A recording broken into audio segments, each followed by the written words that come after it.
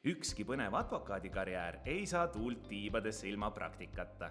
Oled ehk mõelnud, kuidas tulla praktikale Evershed Sutherlandi Eesti büroosse. Esimene samm ongi koos oma meeskonnaga osalemine meie Masterclass programmis. Teiseks on vaja olla järjekindel, osaleda kõigis 6 moodulis, koguda testidest võimalikult palju punkte ja lahendada suurepäraselt ära finaalkaasus. Kõige rohkem punkte kogunud noored on oodatud meile praktikale. Masterclassis osalemine ongi üks peamisi teeradasid meile praktikale tulemiseks. Tere! Tere!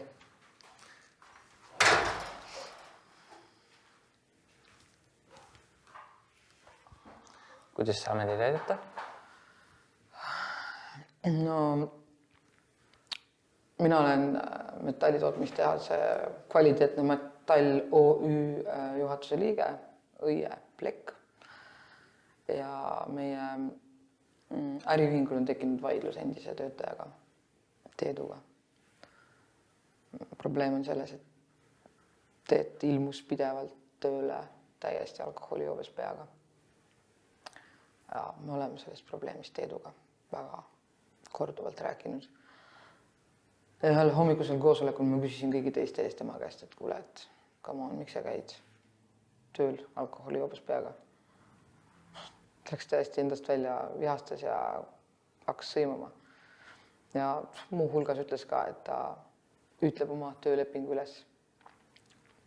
Ja seda juttu kuulsid muidugi kõik ülejäänud 5 meie kolleegi, kes seal koosolekul viibisid pealt ja juhataja isegi fikseeris selle koosoleku protokollis ja allkirjastas selle.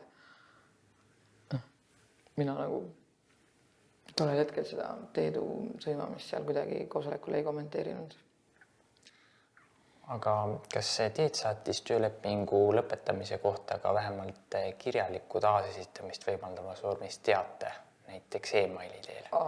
Ja pärast koosolekut Jing ja Teet saatis mulle e-maili, kus ta kirjutas, et ta tahab töösuhte jätkamise üle nagu nädalavahetuse järele mõelda. Nädalavahetuse. Ja et kui esmaspäeval tööle ilmud, siis see tähendab, et ta praegu töölepingu ütleb üles. Ja mis siis edasi sai, et kas Teet ilmus esmaspäeval tööle? Come on, kuule muidugi Teet ilmunud esmaspäeval tööle. Aga kohtusime Teeduga teisipäeval ehitustarvete poes, kus me 2 teise ettevõtte töötajaga plekikääre valisime. Olime seal just plekikääri riiuli juures ja siis vaatasime, wow, Teet on ja meile imestuseks täiesti kainena. Ma ei tea, kus see imesid juhtub elus vahepeal. Ja siis ta ütles seal plekikääri riiuli vahel meile ka, et tema ei soovi enam meie ettevõttes töötada edasi. Ja ma tegin talle ettepaneku, et lõpetame temale töölepingu teisipäevast. Ja ta oli selle ettepanekuga nõus. Ja kas see töölepingu lõpetamine fikseeriti ka mingil viisil kirjalikus või kirjaliku taasesitamist võimaldamas vormis?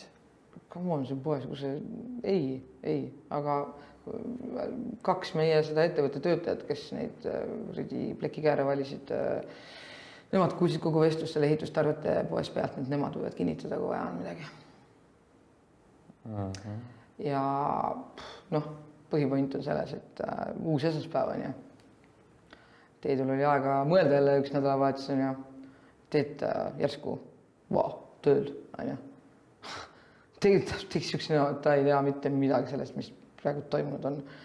Ja ta ütles üleüldsegi, et tema tööleping ei ole kooskõlas seadusega lõpetatud. Ja see tähendab, et see on kehtiv. Mis teed siukest tüübiga? Tuleb taevas appi.